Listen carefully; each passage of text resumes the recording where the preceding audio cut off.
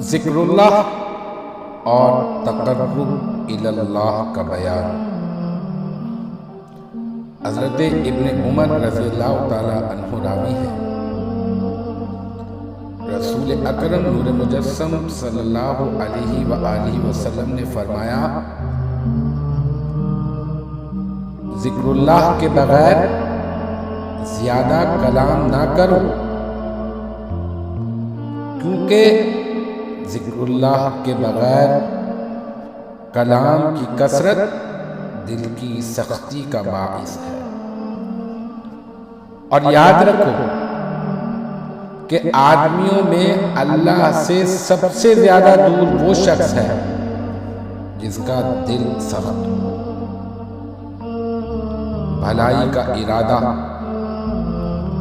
جس شخص کے ساتھ اللہ بھلائی کا ارادہ فرماتا ہے، اسے دین کی سمجھ عطا فرما دیتا ہے۔